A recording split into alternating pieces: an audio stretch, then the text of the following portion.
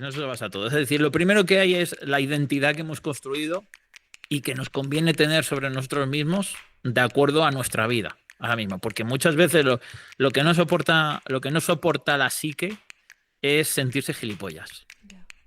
Y cuantos más años pasan pensando de una manera, más difícil es cuestionar tu forma de pensar, porque hay que entender que la forma de pensar que has tenido durante tantos años ha ido construyendo la vida. Tú has sentado, es como si tú has construido tu vida entera sobre unos pilares determinados que tú has dado por sentados. Entonces, esos pilares es muy difícil cuestionarlos sin sentirte gilipollas, sin sentirte que has estado perdiendo el tiempo durante un montón de años. Entonces, la psique no se da cuenta de eso, pero tiende a defenderlo a toda costa, como sea. Y entonces ataca a cualquier persona o a cualquier que sostenga una idea que amenace esos pilares. Cuando lo más inteligente para una persona sería cuestionar esos pilares, porque no pasa nada por cuestionar tus pilares. Es decir, no pasa nada porque además si tú los cuestionas te puedes dar cuenta que sí, y entonces los pilares serán más robustos todavía, porque los has mirado, has cuestionado cosas que no habías cuestionado hasta ahora y resulta que ahora los defiendes con más firmeza. Vale, pero por lo menos los has mirado de frente y los has analizado. Pero si no los cuestionas, en realidad no sabes, no sabes lo que te sostiene y el hecho de estar defendiendo algo que no conoces en profundidad y que no quieres cuestionar te está debilitando en tu vida. Entonces hay gente que defiende a su propio verdugo. Es decir, que tiene ideas que le vendrán de donde vendrán, de su educación, de sus circunstancias, de su entorno, ha ido construyendo su vida encima de unos pilares determinados que más o menos la han hecho sentir cómoda porque pertenecían a su entorno y no quería dejar de pertenecer a su entorno, que eso es otra cosa que teme mucha gente, ¿no? Digo, si me salgo de este entorno me siento fría y sola de repente. Claro, pero que una cosa es que tú estés atravesando, insisto, que lo de trauma ahí está un poco difuso y también sería una cosa larga de la que hablar, pero bueno, ateniéndonos a lo que todo el mundo entiende como trauma. Si tú estás atravesando un trauma y estás intentando sentirte cada vez mejor con respecto a eso que te pasó, ¿vale? Eso tan doloroso que te pasó, y tú estás en ello, eso no quiere decir que lo utilices como excusa. Si lo utilizas como excusa, estás agravando el problema. ¿Vale? Es decir, si tú dices que no haces las cosas que quisieras hacer por culpa de que te estás sintiendo así, estás agravando el problema, porque estás juntando dos cosas. Estás juntando el miedo que tienes a tener esa vida que deseas, ¿no? O a dar el paso que ahora te gustaría dar en la vida, tienes un miedo atroz, y por otro lado tienes un trauma.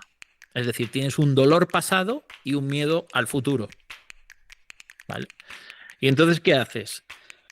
Tú sí que esto lo haces sin darte cuenta, ¿vale? Pero dices, me acojona tanto dar este paso hacia el futuro que busco una excusa. ¿Y dónde tengo la excusa? En lo mal que me siento, ¿vale? La excusa es perfecta. Aquí me siento mal, ¿vale? En el momento que tú dices, que tú te formulas esto a ti mismo, no doy el paso al futuro porque me siento muy mal ahora con lo que me pasó en el pasado, ¿vale? En el momento que haces eso, lo que no te das cuenta es que estás reforzando lo mal que te sientes por el pasado. Es decir, estás reforzando el trauma. Porque el trauma te exime de ser valiente. Es decir, el trauma te exime de dar ese paso porque tú lo estás poniendo como razón. Con lo cual tú sí que lo que va a hacer es afianzar el trauma y agrandarlo todavía más para siempre tener la excusa de lo que en el fondo lo que pasa es que no tiene los cojones o los ovarios de hacer. Hola, ¿cómo estás? Te doy la bienvenida a Viaja a tu Centro. Esta semana acompañada de mi querido David Testal, con quien hemos compartido una conversación sobre libertad, nobleza y valentía. Ante el vacío existencial, créate un sentido. Deseo que os sea de inspiración y ya sabes que acciones como comentar, suscribirte al canal o compartir favorecen a que esta charla llegue a más personas. Gracias por llegar hasta el final. Adiós. Bueno, David, bienvenido a Viaja a tu Centro, que como has visto ya hemos cambiado el nombre al podcast. Gracias por venir. A ti, Mireia, siempre. Gracias. Y para los que, bueno, ya te conocerán, pero yo hoy te voy a hacer una breve presentación. David Testal es escritor, director y fundador de la nueva Escuela de Alta Magia y Libertad. Es una persona dedicada al estudio del ser humano, enfocado en la percepción del lenguaje, la creatividad y los sueños. Y en los últimos años se ha centrado en dos aspectos, en la percepción onírica y la narrativa mítica, así como en estudiar las distintas dinámicas de manipulación. Esto por aquí. Y bueno, lo que sobre todo estás asesorando ahora, David, son procesos creativos de estrategia discursiva y en el uso efectivo de los dones extraordinarios. Eso sería como una presentación, pienso que habla bastante sobre ti y sobre lo que haces. Te has mirado la bio. Me mira tu LinkedIn. Todo eso, ¿cómo decir todo eso, madre mía? Sí, esto es mucho. Bueno, es menos de lo que parece. Bueno, otra cosa que habla mucho David es que él entiende que existen tres tipos de personas, que están las personas que buscan el poder sobre los demás, las personas que tienen una tendencia a la protección o a ser sostenidos solo por el hecho de existir, y luego las personas que espabilan de una puta vez y buscan el poder sobre sí mismos. Y bueno, pues este podcast y todo lo que hace David con sus newsletters diarias y ahora con la apertura nueva de la mentoría definitiva, que ha cambiado también. Que tú conoces que bien. Yo conozco bien y que cada vez que te veo es como, ay, yo quiero subir otra vez a esa nave, porque lo que pasa ahí dentro es no pura magia, es algo galáctico, porque es infinito de verdad. Entonces, aquí nos dirigimos a este tercer grupo de personas y bueno, pues agradecida de tener aquí a David y poder ofrecer esta renovación del podcast y luego también hablar sobre su nueva mentoría definitiva que estás configurando a los 22 entonces, ¿no, David? Ahora con las entrevistas, sí. Cuántos recuerdos, porque había estado un año entero sin hacer el viaje para poder volver con ello lo suficiente evolucionado.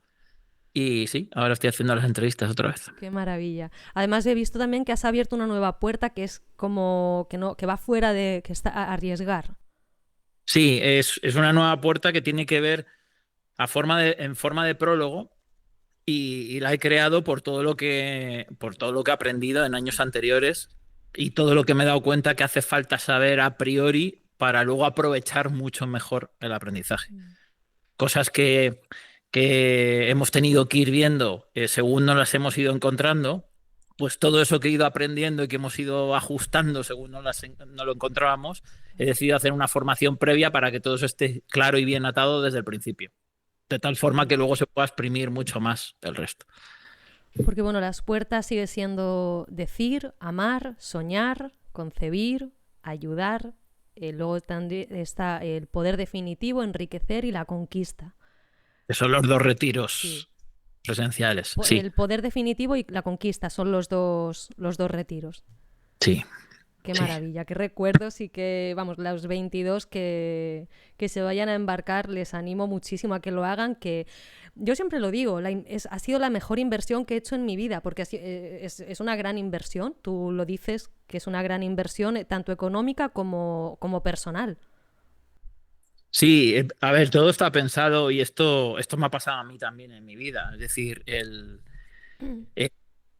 precio de algo, y esto ya podemos hablar ya en universal, ya no solo de mí, el precio de algo también es un símbolo mágico y es un atractor de compromiso y de voluntad. Entonces, lo que sí he pretendido siempre es que todo esté enfocado para que tú a medio, largo plazo, ya cada cual como... lo llamo definitivo porque lo que sí puedo garantizar es que ahí está todo, y este año todavía mucho más, porque me he empeñado ya en concreto que sea así, que ahí está todo lo que una persona necesita para sacar adelante un proyecto personal. Todo. Sin necesidad de más. Por eso lo llamo definitivo, no porque te ilumines y llegues al nirvana, sino porque es definitivo en cuanto a que garantizo que no te hace falta absolutamente nada más. Y este año sí que lo puedo garantizar nada más. y luego más que tu voluntad Claro. y ponerte las pilas, ¿no? Pero, pero si alguien aplica todo lo que vemos ahí y se atiene a todo lo que aprendemos, pues se puede amortizar lo que inviertes más o menos a medio y largo plazo muy fácilmente. Mm. Hombre, yo como antigua viajera, que cada vez que dices que va a ser más profunda todavía es como una parte de mi madre mía, pero ¿qué va a pasar ahí dentro? Yo quiero estar ahí dentro, ¿no? Como antigua viajera diré que sí que es definitivo porque es que te sacas de todas las excusas, ¿no? Ya no tienes excusas para contarte. La que te cuentas te la vuelcas en el mismo día. Sí, sí, además, y este año, aparte de eso, que eso siempre lo he tenido yo, eso ha sido para mí un eje rector, lo de eliminar todas las excusas, que eso ya en parte ya sí es definitivo psicológicamente. Este año sobre todo me he empeñado en dar herramientas muy concretas para lo que es crear un proyecto concreto. Mm. ¿Vale? Porque hasta ahora me había enfocado mucho en el ser humano, en la persona que eres, que es la que luego va a emprender ese proyecto. Y esta vez lo que he intentado es meter dentro de ese desarrollo personal, que no me gusta la palabra, ¿no? Pero dentro de la persona en la que te conviertes, que también ya haya un hacer en paralelo. Es decir, que las dos cosas las hagamos al mismo tiempo, desde el principio, ¿no? Claro, sobre todo también lo que tú hablas en esta mentoría que ya estás súper enfocado en la creación del proyecto, que es muy importante para sostener la voluntad cuando la soledad aprieta fuerte. Por ejemplo, si tú tienes un proyecto contundente con el que tiene raíz y sentido, la soledad te puede apretar todo lo fuerte que tú quieras, que tienes un timón. Sí, todo en la vida y los problemas gordos que vengan y el dolor y las desgracias, todo, todo. Si tienes un a dónde vas, claro, eso siempre es un salvavidas al que agarrarte, siempre, hasta en las situaciones más difíciles de la vida. Y la soledad, ya no solo eso, sino que la soledad ya es algo que buscas voluntariamente para poder desarrollar lo que quieres desarrollar. Y es una cosa necesaria. La soledad es maravillosa cuando se tiene eso.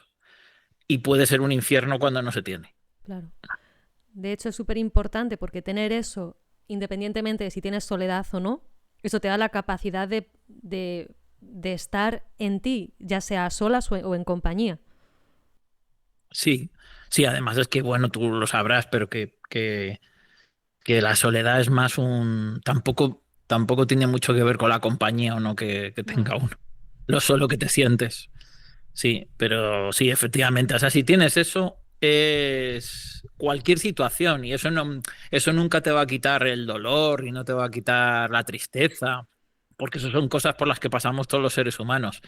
Pero sí sabes que tienes un salvavidas infalible. Estoy de acuerdo, pero ahí has dicho algo súper interesante, David, con el tema del dolor, porque las personas se piensan que el dolor lo van a poder evitar, pero ¿tú piensas que el dolor es posible evitarlo?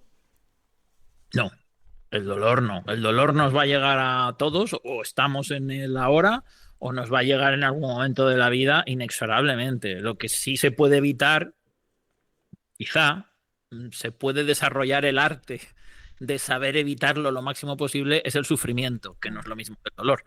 De hecho, el sufrimiento aparece precisamente cuando intentas evitar el dolor. Mm. Pero para estar vivo, tienes que mirar de cara al dolor, tienes que asumirlo, porque te va a venir igual. Y si estás intentando evitar el dolor, te viene el sufrimiento, que es peor. ¿Vale? Se alarga mucho más en el tiempo y te sume la tristeza más profunda. Es mejor un dolor duro en su momento, un golpe duro en su momento, que intentar evitar ese golpe duro y dejar de vivir por ello y sufrir por falta de vida. Claro. Entonces, bueno, tanto las personas que se suban de una manera profunda en la nave, los 22, les saludo desde aquí, les digo que lo van a flipar. Y luego las personas que abran las puertas, porque las puertas son quiero decir, las puertas que darás luego en los diferentes meses, puede apuntarse cualquier persona del grupo 3 que hemos hablado. Pero Importante. Bueno, si se apuntan del 2 y gracias a eso se pasan al 3 o de cualquier otro punto se pasan al 3, pues maravilloso. Claro, o con predisposición a abrirse al grupo 3. Sí, claro. Yo diría más bien quienes aspiren al punto 3 Eso. o quienes aspiren a estar más o a estar, ¿vale? Pues a las personas que queráis, sobre todo, saber más sobre... Porque la comunidad ahora ya la tienes cerrada hasta que la vuelvas hasta que acabe este gran viaje que vas a hacer. Bueno, cerrada no está en curso, pero está cerrada Sí, a nuevos miembros. a nuevos miembros, eso. Pero ahora lo que sigue es, o sea, las personas que quieran saber más de ti, tienes la newsletter diaria, que también les animo mucho a que estén, la lean y ese esplendor lo vean tanto con los textos que escribes que gustan, y también con los que a lo mejor pican al leerlo. Esos más. Esos Esos más. son. Nos suele enseñar más siempre lo que más pica. Vamos, por lo menos a mí en mi vida siempre ha sido así. Es decir, las cosas que más me ha provocado una reacción de dolor incluso, ¿vale? De que me están sacando las tripas cuando lo leo, en definitiva es lo que más me ha servido, porque lo otro al fin y al cabo es masturbarse. Claro. Sí, interesante. Justo hace unas semanas mandaste uno que hablaba sobre la espiritualidad, que leído el primero, fuera de contexto, muchas personas seguramente te odiarían, pero luego al día siguiente explicabas el por qué y el por qué tú opinabas todo eso. O sea, y es súper interesante el hecho de que las personas se pueden quedar con una idea inicial sin indagar el por qué o qué va detrás de toda esa opinión tan tajante que tú tienes con algunas formas de espiritualidad. Sí, a ver, yo es que creo, Mireia, que uno de los primeros, o sea, de los principales problemas de la humanidad es la falta de comprensión lectora. Entonces, normalmente cuando se lee, que eso indica también cómo se escucha a los demás y eso indica también cómo construyes tus pensamientos, pues te dice mucho en cuanto a los problemas que uno tiene en la vida luego, ¿vale? Porque los problemas es cómo estamos pensando sobre las cosas. Entonces, claro, te das cuenta muchas veces que tú puedes atacar un punto de algo y las personas leen ese punto y lo toman por el todo. ¿Vale? Entonces, claro, cuando uno se está refiriendo a determinados aspectos, ¿vale? Me acuerdo además que en esa newsletter yo ponía espiritualidad entre comillas, aposta, porque lo que estaba, dice, era irónico decir a lo que algunos llaman espiritualidad, que no es la espiritualidad verdadera, ¿no? Y entonces, claro, cuando tú atacas determinadas cosas y tú te sientes identificado al leerlo, de repente lo tomas por el todo. Es decir, parece que están. Primero, se toma como algo personal, parece que te están atacando a ti. Cuando tú estás a lo mejor atacando una idea, y eso no tiene nada que ver contigo ni con nadie en concreto. Es decir, y además es que tú puedes pensar distinto lo que estás leyendo. Lo interesante es que cuando alguien simplemente piensa distinto, lee algo con lo que no está de acuerdo, pues no suele provocar una reacción muy fuerte. Es decir, si tú lees algo simplemente con lo que no estás de acuerdo, pues dices, pues mira, yo no estoy de acuerdo por esto, y sabrías explicármelo tranquilamente porque no estás de acuerdo. Pero cuando se produce una reacción de escozor, de que te dan ganas de coger el ordenador y tirarlo contra la pared, ¿no? Que en el fondo es la mejor reacción que puede pasar, es porque están apelando a una verdad que tú te estás escondiendo de ti mismo. Entonces, bueno, a lo mejor a mí me odias, ¿vale? Pero ahí se ha abierto una grieta que a lo mejor, quién sabe, pues a medio o largo plazo te lleva a que tú pienses, cuestiones cosas que hasta ese momento no te habías cuestionado, aunque a mí me sigas odiando, que eso da igual. Justo me había apuntado de algunas lecturas que hice estos días para preparar la charla contigo, la ideología inconsciente. Ahora que estamos hablando de esto, me parece súper interesante que pudieras hablar un poco sobre eso, sobre esa parte que, además ahora mismo que las personas cada vez parece que profundizasen menos, que la trampa de la atención está ahí y la ideología inconsciente está jugando mucho con todo, por ejemplo, lo que está pasando ahora mismo, sin ir más lejos, en Valencia.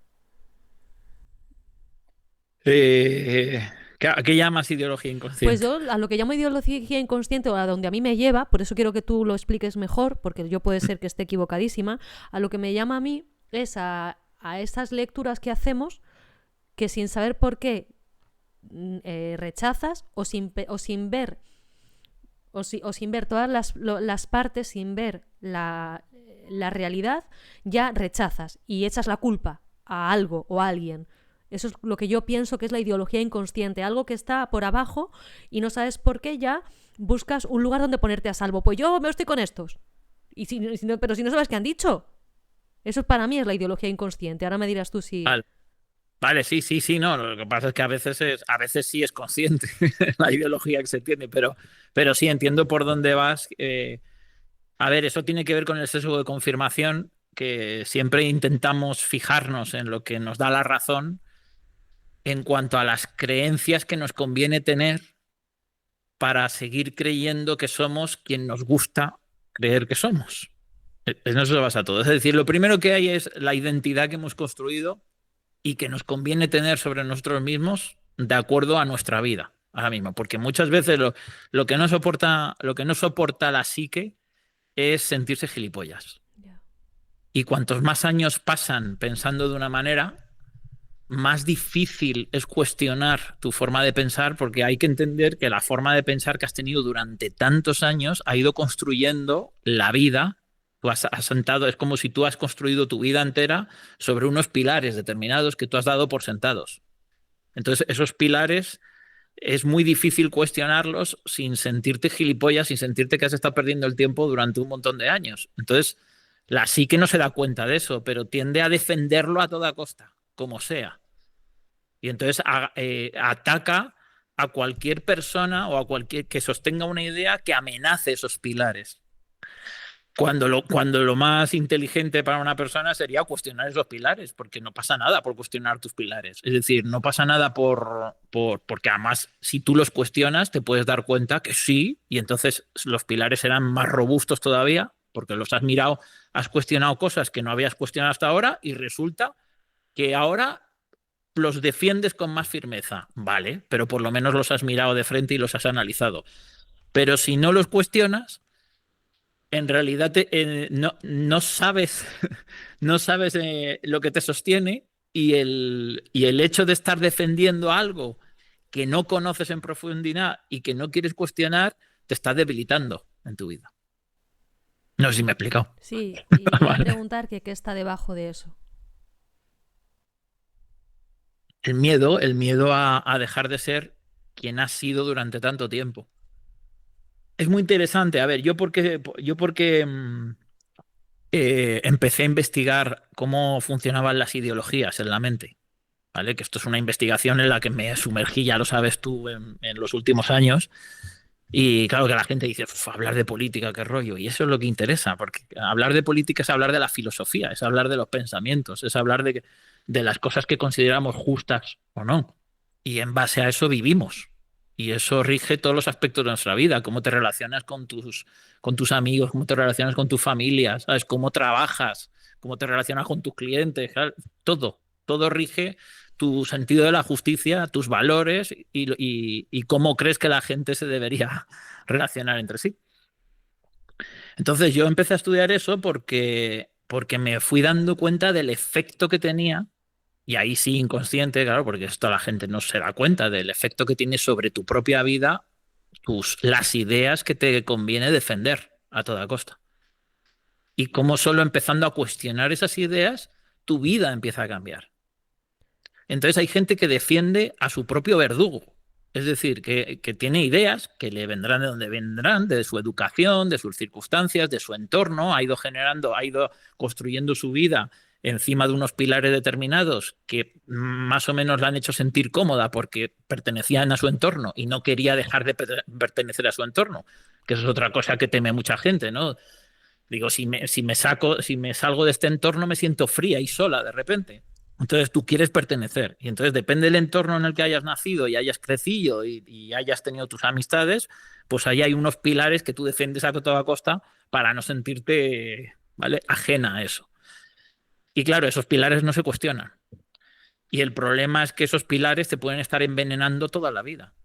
¿Vale? Un ejemplo con el dinero. Es decir, hay mucha gente le es muy difícil generar dinero y están toda su vida sumidos en la pobreza, quejándose de dinero, pero a la vez defendiendo unas ideas que son las que le empobrecen. Es decir, defienden una forma de pensar que te lleva a que no tengas la fuerza suficiente como para ganar dinero, porque te sentirías a lo mejor un cabrón para tu familia y para tu entorno y pasarías a ser parte del bando de los malos, ¿no? Para toda la gente que has conocido hasta ahora, por ejemplo. Y eso es muy duro. Claro. Eso es muy duro para la psique. Entonces yo por eso me empeñé tanto en entender cómo funcionaba cada constructo de cada o sea, la psicología de cada ideología, porque yo creo que es de las cosas que más determinan tu vida. Mm. Es interesante porque lo que hablabas de la pertenencia, cómo a través de las ideologías, de los grupos, de todo eso al final te sientes pertenecer y eso te lleva a no enfrentarte a tu propio vacío.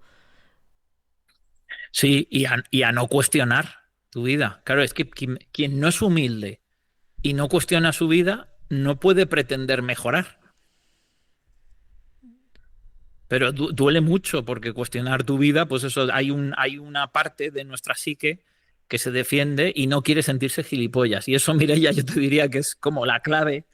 Es decir, el ser capaz de afrontar todo lo que has hecho mal en tu vida hasta aquí, mal, entiéndeme, mal porque te estás quejando de unos resultados determinados, porque si no te quejas, pues no hay ningún problema. Pero si uno siente que tiene un problema vital porque hay cosas que no logra, ¿no? Que lo está intentando toda la vida y no logra hacer que funcionen, esas cosas tienen una raíz en tu pensamiento. Ujú. Y tú no cuestionas tu pensamiento si tú lo único que quieres es defenderte de todas las personas que cuestionan tu pensamiento, pues entonces te vas a mantener con los mismos problemas toda la vida. Y, por ejemplo, David, en una persona que quiere crear un proyecto vital, con sentido, que sobre todo donde tú lo estás enfocando más y donde es importante también tener ese proyecto para sostenerte y la persona está haciendo todo el rato, no intentando, sino haciendo los cambios y siendo para que el proyecto funcione y sigue sin funcionar, ¿dónde crees tú que está la raíz de eso? Ay, Mireia, ese era nuestro tema todo el rato. Claro. No, es que me ha llamado la atención, claro, no pretendía hacerte esta pregunta, pero claro, como lo has dicho tan claro, ha sido como, pues, porque, bueno, responde y ya luego te cuento yo otras cosas que quiero preguntarte. A ver, ya sabes, hay una parte de la respuesta que ya me imagino que te la esperas y es paciencia, que Sí, sí. tiene que ver con la humildad, ¿vale? Es decir, que la gente se impacienta mucho. Esto me lo dicen muchas personas. Y dicen, joder, que empiezan, están, yo qué sé, unos meses, ¿sabes? Un año. Y digo, joder, pero si es que yo he estado 25 años, R que R, picando piedra, goteando, goteando. Como decía Confucio, gotea, gotea sin tregua. Gotear sin tregua produce al fin corriente y río. ¿Vale? Yo he tenido aquí eso grabado durante toda mi vida y no me he salido del cauce donde iba. Y me da igual cómo me iba. No me fijaba en cómo me iba, me fijaba dónde iba, en hacerlo cada vez mejor, ¿vale? Hacia dónde iba.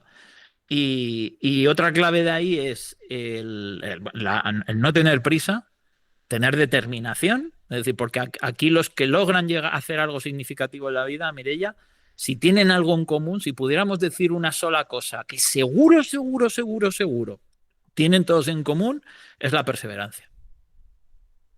Es quien no se rinde en ningún momento y da igual lo mal que vaya.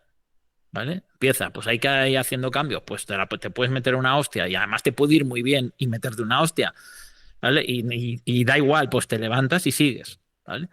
Entonces, la determinación, la paciencia, que todo tiene que ver con la humildad, y lo tercero más importante, te diría yo, es mirar siempre a los demás. No se trata de lo que tú necesitas conseguir, sino que se trata de dar cada vez mejor eso que quieres dar a los demás, hacer que les sirva más a los demás cada vez. ¿Vale? Entonces también hay que tener mucha humildad porque cuando algo no funciona, hay que mirar siempre a los demás. ¿Sabes? Casi siempre la pregunta es, no es qué estoy haciendo yo, ¿no? Mal, que sí, pero ¿con respecto a qué? ¿Qué estoy haciendo yo mal con respecto a los demás? Interesante. ¿Vale? Entonces, porque lo que importa es el valor que los demás le den a lo que estás haciendo. Y eso tiene que ir a misa. Claro, súper interesante. La pregunta también era porque ahora mismo todas las personas, yo si te soy honesta, en el último año he ganado en templanza y en paciencia que no veas. O sea que ha sido como una cura de humildad bastante interesante. Pero sé que genera mucha frustración porque las personas ven que otras personas pueden o que ya lo han conseguido, pero no saben el trabajo que hay detrás, no saben la implicación que hay detrás y que las cosas no suceden de un día para otro, sino que suceden de una constancia y de una elaboración. No es a corto plazo, sino es a medio largo plazo. Eso sí que me... Por eso te había hecho la pregunta, porque pienso que para personas que se sienten solas o que quieren crear algo con sentido, han de saber que esto existe. Esa parte, claro. Claro, sí. Yo te diría que las personas que de verdad, de verdad, de verdad tienen un sentido, porque tener un sentido de vida es algo muy serio, quiero decir, muy serio en que quiere decir que quien toma esa decisión de dar a su vida un sentido, es decir, de dedicar su vida a algo en concreto, no necesita saber eso, Mireia, lo sabe ya de antemano. Es decir, que quiero decir que no necesita saber que hay mucho trabajo detrás porque es que va a hacer lo que haga falta hacer y entonces lo va a ir comprobando por el camino, ¿vale? No, no suele ser las personas que dan un sentido a su vida de verdad, con determinación, no suelen tener un carácter que les haga creer que todo es rápido y fácil. ¿Vale? No suelen ser las mismas personas. Mm, Es decir, normalmente las personas que quieren cosas rápidas y fáciles es precisamente porque no tienen un sentido. Es decir, porque no tienen una visión amplia a largo plazo. claro. Es decir, lo que hace que no te rindas es precisamente esa visión a largo plazo. Otra cosa es algo puntual que quieres conseguir, intentas ahí y te sale mal, ¿vale? Pero vas a tener que o trabajar mucho para que eso acabe saliendo bien, y eso va a hacer que por el camino te des cuenta sola de que vas a tener que hacerlo, porque si no lo haces, pues nada. Es decir, si el hecho de que tú intentes así sin ningún esfuerzo algo y digas, ay, no me ha salido, eso es una razón para dejar de hacerlo, entonces es que no tienes un sentido a largo plazo. Eso es imposible. Claro que es un... Me he hecho mucho lío, os ha entendido. No, yo lo he entendido. Yo lo he entendido. De hecho, me venía lo que has dicho, que es mirar al otro, lo que el otro necesita de lo que tú has aprendido, ¿no? Más o menos, ¿no? Esto lo dices tú muy bien. La herida que estás toda la vida curando por medio de lo que al final das a los demás, pero que de todo lo que has aprendido es lo que le es de utilidad ahora mismo en el contexto actual. Para los demás, Sí, dices. claro, porque al final eh, tu valor personal no está en el valor de tu proyecto, pero el valor de tu proyecto sí está en base de si es de valor para los demás. Sí, así es, claro. Pero, ¿qué quieres decir? A ver, Esto, fíjate, dímelo de otra manera. lo digo porque a mí personalmente en la creación de mi proyecto, Ujú. que es este, que tiene, que ha pasado por momentos en los que mi valor personal lo ponía en el valor que le daban los otros a mi proyecto y tuve que hacer un trabajo, una elaboración interior de poner mi valor personal, quién soy, qué hago, no, o sea, darle un punto de decir, espérate, mire que estás... Y ahí va la autovaloración, la confianza en uno, independientemente de lo que tu proyecto guste más o guste menos a las personas. De ahí vienen esas preguntas que te estoy haciendo. Ya. Sí, es que aquí hay algo, Mireia, a ver, es que yo entiendo que es verdad que uno tiene mucha más fuerza y se vuelca más en el proyecto personal, es decir, en lo que quiere dar a los demás, cuanto más se quita del medio. decir, cuanto menos te miras el ombligo y más te quitas del medio. Es decir, el valor personal, o sea, darte valor, cuando una persona dice darme valor, es que ya no se lo está dando, ¿vale? Pero es que, ¿qué es el valor personal? ¿Vale? Yo muchas veces me pregunto, decir, ¿qué estás buscando? Es decir, ¿qué vales tú? Es como si estuvieras valorando un lingote de oro, ¿vale? ¿A cuánto está Mirella, ¿vale? En el mercado. Pues, a ver, el valor personal, que es una sensación que se tiene subjetiva, tuya, interna, es una consecuencia, es algo que se va afianzando a lo largo del tiempo conforme más de utilidad tú sientes que es para los demás precisamente lo que tú haces, tus decisiones, el cómo vives, ¿sabes? Cómo tratas a los demás, todo eso. Cuando tú vas viendo que eso, pues, de alguna manera tiene un efecto benéfico en en otra persona. Cuando tu vida va teniendo un efecto benéfico, tú sí que aceptas que cada vez tiene más valor el hecho de que tú existas, simplemente. ¿Vale? Es una consecuencia, pero no es algo, no es un objetivo. No debe ser un objetivo tú darte valor personal. Es decir, es una consecuencia que aparece como consecuencia de cómo vivas. Y se trata de vivir cada vez mejor, siendo alguien cada vez más benéfico para los demás, simplemente. Y olvidarte de tu ombligo. Sí, tú te olvidas de tu ombligo, pero en esa consecuencia que se va dando con la consecución de quién vas siendo, hay momentos de barbecho en los que la confianza interior, a lo mejor no el valor, pero sí la confianza interior, como es que no me sale ahora mismo, no me sale la palabra de confianza, la otra, no me sale la palabra, si la sabes decir tú. No sé, el creer en ti. Sí, creer en ti, eso es creer en ti independientemente de si los demás creen en ti en ese momento, porque hay barbechos dentro de la vida. Claro, pero hay que asumir, Mireia, y esto también tiene que ver con el apartarse uno de la ecuación, ¿vale? Hay que asumir que por defecto no van a creer en ti. Es decir, bueno, si has tenido unos padres sanos, ¿vale? Que muy poquita gente los tiene por otro lado, ¿vale? O has tenido la suerte de tener alguien, una persona muy importante que tú admirabas y que ha sido una figura para ti importante, que haya creído en ti, pues eso lo puede cambiar todo. Como le puede cambiar al niño. Hombre, si lo tienes desde niña, si un niño tiene una figura que le hace sentir, que confía en ella a pies juntillas desde el principio, pues bueno, esa confianza la tienes ganada ya. Luego, no. Luego ya cuando somos adultos, pues si no has tenido eso, vas a tener que generarlo. Y la única forma de generarlo, es decir, el único truco de generar confianza es el que te digo, es decir, el dejar de buscarla. Porque ¿qué es confiar en ti? O sea, tú ten en cuenta que confiar, creer en ti, es como aplica eso a otra persona, ¿sabes? Cuando tú confías en alguien a pies juntillas, cuando te está demostrando, ¿vale? Es decir, pues somos seres humanos y tú conoces a alguien a quien no conoces de nada, ¿vale? Y vas viendo, tú puedes ser más o menos abierto, tal, pero siempre hay una parte nuestra que está poniendo a la otra persona a prueba, aunque no sea conscientemente.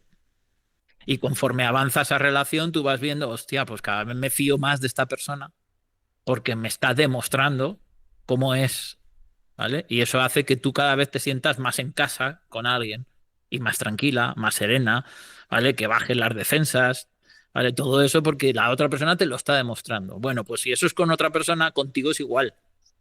Es decir, tú no tienes que confiar o creer en ti. Tú tienes que hacer lo que crees justo hacer y lo que crees correcto hacer y vivir cada vez intentando ser cada vez mejor persona. Y eso, la consecuencia de eso es que tú cada vez te sentirás más confiada. Claro. Es una forma de madurar el pensamiento y madurar a raíz de todo lo que estamos hablando, esa creación de lo que tú también hablas muchas veces, que es crearse un alma. Sí, y sí, sí, y ahora vamos a eso que está ligado con eso, pero lo que quiero decir con lo de confiar es que no tienes que creer ni confiar en ti a priori, que la confianza en uno mismo es una consecuencia de cómo se vive, Ujú. ¿vale? Pero no es porque normalmente la gente se lo pone como excusa, dice, claro, es que no hago esto porque no creo en mí, pues hazlo sin creer en ti, no creas en ti porque es cuando lo hagas, cuando vas a empezar a confiar en ti. ¿Por qué? Porque te estás demostrando que lo estás haciendo, ¿vale? Igual que haría otra persona, que te está demostrando que está ahí para ti, ¿vale? Ah, vale, pues ahora cada vez confío más en ti porque me estás demostrando que estás ahí contra viento y marea, ¿vale? Pues confío en ti. Pues igual, con nosotros mismos funciona igual. Entonces es como, olvídate, yo siempre digo, olvídate de creer en ti. No, es que no creo en mí. Mira, mírate al espejo. ¿Te ves? Existes, ¿no? ¿Te ves que existes? Pues ya está, no te hace falta creer, ya sabes que existes, ¿vale? Porque es como, creo en Dios o no creo en Dios o creo en los ángeles. Mírate, existir existes. Y a partir de ahí, el sentimiento de confianza, haz, demuéstrate a ti mismo. Y así confiarás. Claro, demuéstrate a ti mismo. Y frente a la vulnerabilidad, la soledad y la pérdida del ánimo que se pueden encontrar algunas personas en muchos momentos, ¿cuál sería el antídoto que tú tendrías para desarrollar ese músculo interno? Porque es un desarrollo del músculo interno. Ayuda a otra persona que esté peor que tú. Ese es el antídoto para todas esas cosas. ¿Qué es lo que te hace salir del ombligo? ¿De verdad estás hundido? Pues busca a alguien que lo vas a encontrar. Busca a alguien que esté más hundido que tú y ayúdalo. A mí se me ha calentado el corazón nada más de escucharlo. Nada más de escucharlo, el corazón se me ha hecho más grande. Porque hay muchas personas que hablan de la soledad no deseada y entiendo que hay muchos tipos de soledad, de verdad, que no estoy... Sé que hay soledades muy vulnerables, pero hay soledades que son una excusa muy barata que pueden hacer infinidad de cosas, ser muchísimas cosas más de las que hacen, y esto que tú acabas de decir es el mayor antídoto. Uno, mírate y también mira al otro. Sí, sí. Yo fíjate, más que mirarte, es. Sí, o sea, si miras al otro, te vas a ver mucho más. Que si intentas mirarte, que no sé muy bien qué es eso, ¿vale? O sea, quiero decir que en realidad, cuando tú miras al mundo, todas las relaciones que tienes, cómo la gente te trata, ¿vale? Para bien y para mal, ¿vale? Y ojo, que yo lo que no estoy diciendo, lo que no estoy, o sea, todas las personas nos vamos a encontrar personas que nos tratan bien y personas que nos tratan mal, ¿vale? Pero, pero el promedio de tu vida, o sea, cómo suele ser tu hábitat, cómo suele ser las personas que te encuentran, las personas que te rodean, las personas que consciente e inconscientemente has ido eligiendo para que de momento estén ahí, ¿vale? Todo eso te está hablando de ti. Y normalmente la psique, que esto es otra defensa de lo que hablábamos antes, una autodefensa de la idea que nos conviene tener de nosotros mismos. La psique le conviene separar las cosas, como una cosa es el mundo, mis circunstancias, y otra cosa soy yo por dentro. Entonces yo me voy a mirar por dentro y ¿te quieres mirar por dentro en profundidad, profundidad, sin hacerte trampas? Mira tu vida a tu alrededor. Y es como te ves por dentro. De verdad. Y una pregunta, David, cuando personas experimentan no incapacidad, pero lo que estás diciendo, ¿no? Como es adentro es afuera, y afuera no hay vínculos significativos, reales, ¿qué recomendarías a alguien que está experimentando algo así? Bueno, yo para empezar, alguien que experimentara algo así, yo intentaría primero dilucidar con esa persona a qué está llamando vínculos reales, ¿vale? Porque muchas veces está presa de un ideal, ¿vale? De un ideal que nunca se termina de alcanzar con alguien, de una conexión que se supone que tendrías que sentir con determinadas personas, ¿no? O con tu pareja, o con tu familia, o con lo sé. Entonces, y se tiene idealizado aquí una idea que en realidad a lo mejor nadie está sintiendo ese ideal tuyo que tienes. Y eso no tiene nada que ver con que tengas una relación de calidad. Entonces, habría que ver primero si esa persona se está refiriendo con vínculo real a un ideal, en realidad. Y no a algo real de verdad, que es lo que es la vida, que a veces pues las cosas no son perfectas, ¿vale? Y un vínculo con alguien pues no es perfecto y a veces hay cosas chungas ahí que hay que hablar, que hay que solucionar y a veces hay encontronazos y a veces eso te hace, de repente tienes miedo porque lo que hablábamos antes, el otro cuestiona a lo mejor tus valores o tu vida y entonces tú coges y te alejas. Y ese alejamiento hace que sientas que no hay un vínculo de repente real, ¿vale? Y eres tú que te estás alejando de lo que te resulta incómoda. Claro, Entonces habría que ver primero eso interesante. y a partir de ahí pues ver qué estaría pasando, claro, a Claro. saber. ¿Y qué influencia tiene el trauma y la identidad con esto? ¿A qué te refieres? Trauma es lo que ahora mismo llaman eso, esa sensibilidad o eso que nos pasó en otro momento y lo siguen utilizando como excusa. Pues tú lo has dicho. En muchas partes. Lo siento las personas que se puedan sentir mal con lo que acabo de decir, pero a No, veces el trauma es una excusa muy grande y dentro que hay dolores muy grandes, pero hay traumas que son excusas terribles. Otros que no, otros que son heridas enormes y que hay que cuidar y acompañar muchísimo y con una atención inmensa, inmensa, inmensa, pero hay muchas sensibilidades que a día de hoy son excusas baratas. sí, fíjate, yo te diría, lo voy a decir yo, ya que tú eh, yo te diría que una cosa no quita la otra, Claro. ¿vale? Quiero decir que por muy doloroso y por muy profundo que sea ese trauma que tienes, eso no hace que no lo estés utilizando como excusa. Es decir, es que, claro, es que, a ver, para tú utilizar un trauma como excusa, el trauma tiene que ser lo suficientemente importante, ¿vale? Para que te sirva como una excusa de peso, ¿vale? Entonces una cosa no quita la otra. Una cosa, o sea, decir que alguien utiliza como excusa algo no es despreciar ese algo, Es ¿vale? saber cómo Entonces, atenderlo, ¿no? O cómo acompañarlo. claro, claro, pero que una cosa es que tú estés atravesando, insisto, que lo de trauma ahí está un poco difuso y también sería una cosa larga de la que hablar, pero bueno, ateniéndonos a lo que todo el mundo entiende como trauma. Si tú estás atravesando un trauma y estás intentando sentirte cada vez mejor con respecto a eso que te pasó, ¿vale? Eso tan doloroso que te pasó y tú estás en ello, eso no quiere decir que lo utilices como excusa. Si lo utilizas como excusa, estás agravando el problema. ¿Vale? Es decir, si tú dices que no haces las cosas que quisieras hacer por culpa de que te estás sintiendo así, estás agravando el problema, porque estás juntando dos cosas. Estás juntando el miedo que tienes a tener esa vida que deseas, ¿no? O a dar el paso que ahora te gustaría dar en la vida, tienes un miedo atroz, y por otro lado tienes un trauma. Es decir, tienes un dolor pasado y un miedo al futuro. ¿Vale? Y entonces, ¿qué haces? Dice, tú sí que esto lo haces sin darte cuenta, ¿vale? Pero dices, me acojona tanto dar este paso hacia el futuro que busco una excusa. ¿Y dónde tengo la excusa? En lo mal que me siento, ¿vale? La excusa es perfecta. Aquí me siento mal, ¿vale? En el momento que tú dices, que tú te formulas esto a ti mismo, no doy el paso al futuro porque me siento muy mal ahora con lo que me pasó en el pasado, ¿vale? En el momento que haces eso, lo que no te das cuenta es que estás reforzando lo mal que te sientes por el pasado. Es decir, estás reforzando el trauma, porque el trauma te exime de ser valiente. Es decir, el trauma te exime de dar ese paso porque tú lo estás poniendo como razón.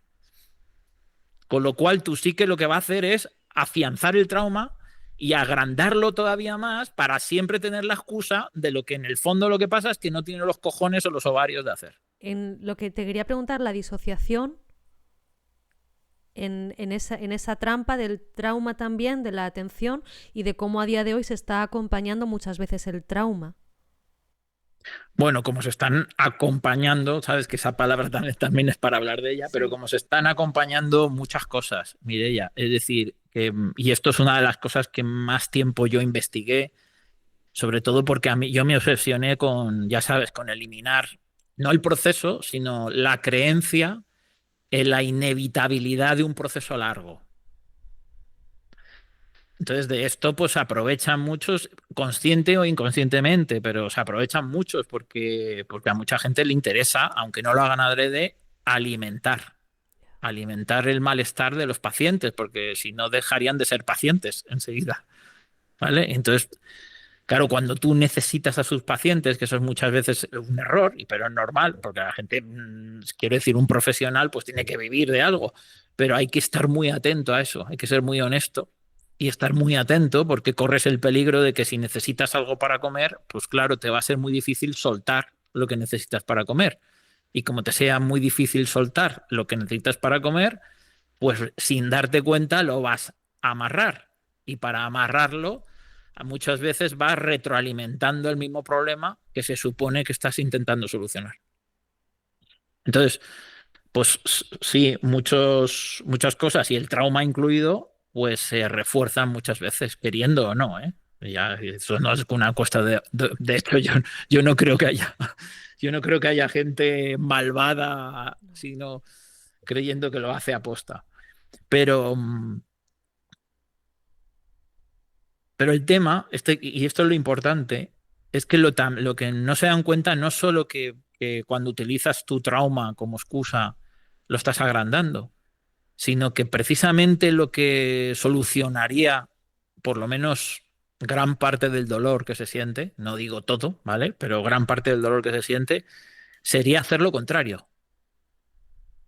Quiero decir que alguien que se dedica al trauma lo que no debería es permitir que su paciente lo utilice como excusa, sino empujarlo a todo lo contrario. Es decir, y esto tiene que ver con lo que hemos hablado antes. Es decir, tú te sientes muy mal por un daño que te hicieron o por un daño que sufriste. Vale. Sal ahí al mundo y ve a esas personas que han pasado por lo que tú pasaste o peor. Y si peor, mejor para ti. ¿Vale? Entonces vete a esas personas y ayúdalas porque tú eres un experto en el dolor que estás sintiendo. Entonces sal al mundo, sal de tu puto ombligo y haz algo por los demás y que ese sea el paso hacia el futuro que tanto miedo te da a dar. Y entonces cuando das ese paso de ir al encuentro del otro y no quedarte en tu dolor mirándote tu dolor todo el rato, en realidad es cuando el dolor se empieza a calmar, ¿no? Que ese es el cierre un poco de la herida que siempre me has oído. Claro. Y David, en lo que tú también estás muy enfocado en la percepción y en la narrativa que hay dentro de la soledad y el trauma, que lo vamos a llamar trauma para que se pueda entender un poco más y más personas puedan encontrar otra forma de asesorarse, acompañarse, lo mismo. ¿Qué ayuda les darías tú a estas personas que dentro de sí están requiriendo una voz nueva que les dé una percepción distinta y una forma distinta de contarse la vida? Y ¿qué lo voy a decir? A ver, más que lo que te acabo de decir. Que ha sido muy brutal todo lo que ya hemos hablado ya, pero... Sí. A ver, yo les diría eso, que si están en un proceso, ¿no? de autoconocimiento, sea asistido, sea acompañado o no, da igual, pero tú estás en un proceso como de sanación, que jamás se autoengañen diciéndose que la sanación es un requisito indispensable para empezar a tener la vida que quieren tener. Y que asuman que a lo mejor no sanan nunca,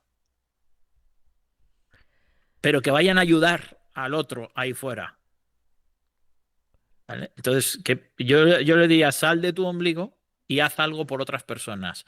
Y como tú, y en el caso de un trauma, que es un caso muy peculiar, además es que lo tienes muy fácil encima. Porque, insisto, cuando tú tienes un trauma muy concreto que has sufrido, quiere decir que eres una experta en un dolor muy concreto y determinado. Entonces, con lo cual puedes ayudar a otras personas que o están pasando o están en el viaje más atrás que tú, es decir, tú vas más avanzada, ¿no? Y están ahí más atrás, o han pasado cosas mucho peores que tú, ¿vale? Entonces, o al revés, que eso también es un... O gente que tiene traumas a veces mucho más... ¿Cómo te lo digo esto? Porque no te lo iba a decir bien. Es decir, tú... a ver si se entiende bien esto, ¿vale? Un trauma, cuando tú quieres ayudar a otras personas, y de hecho, si te fijas, seguro que si te fijas en personas así que admires, te das cuenta que lo tienen como integrado en lo que ahora se llama marca personal. en su marca personal. Es decir, ¿por qué yo me dedico a lo que me dedico? Bueno, pues porque pasé por esto, por eso, por esto y sé de lo que hablo, ¿vale? Esto es una cosa, es un relato de autoridad. Mm. Pero claro, eso solo se puede hacer, y esto que parece muy frío a lo mejor, de el venderse, ¿no? La marca personal, el venderse. No, eso es lo que va a hacer precisamente, idiota, le diría a esa persona que está pensando eso. Eso lo que va a hacer es que puedas ayudar mejor a otras personas que han pasado por donde tú has pasado. Mm. Pues en esta parte habríamos hablado bastante más del arte de dar significado, la libertad y la soledad, un poco diría.